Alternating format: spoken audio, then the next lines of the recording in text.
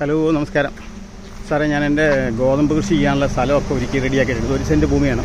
ഇതിൽ ഞാൻ നെല്ലാണ് നട്ടുകൊണ്ടിരുന്നത്. ഇത്തവണ ഗോതമ്പ് ചെയ്യാൻ വേണ്ടിയിട്ട് പ്ലോട്ടൊക്കെ നല്ല ഭംഗിയായിട്ട് വെച്ചിട്ടുണ്ട്. ഇതിൻ്റെ സൈഡിൽ കുറച്ച് ബെഞ്ച് നട്ടുപിടിപ്പിച്ചിട്ടുണ്ട്. ഗോതമ്പ് എന്തായാലും ഈ ആഴ്ച അവസാനം ഇടുകയുള്ളൂ. കുറച്ച് പണിയോട് കൂടി ഇതിൻ്റെ സൈഡ് ബൗണ്ടറിയൊക്കെ ഒന്ന് കറക്റ്റ് ആക്കാനുണ്ട്. അപ്പോൾ ബൗണ്ടറി കംപ്ലീറ്റ് ബെഞ്ച് വയ്ക്കാനാണ് ഉദ്ദേശിക്കുന്നത്.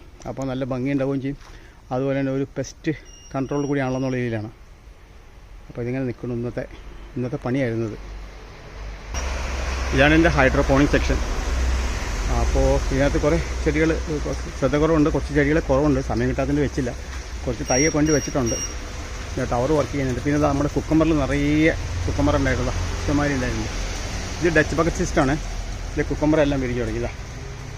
അതുപോലെ അതിൻ്റെ അങ്ങ് സൈഡിൽ 2 പാവൽ വെച്ചിട്ടുണ്ട്. വലിയ പാവയ്ക്ക. അതാ നിറയെ പാവയ്ക്ക ഉണ്ടായിട്ടുണ്ട്. ഇതും ഡച്ച് ബക്കറ്റിലാണ് ചെയ്തേക്കണേ.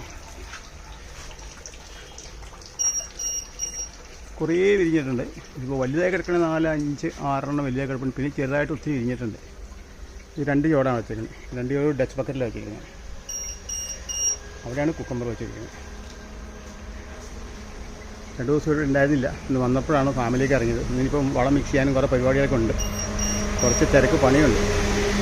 Okay, thank you.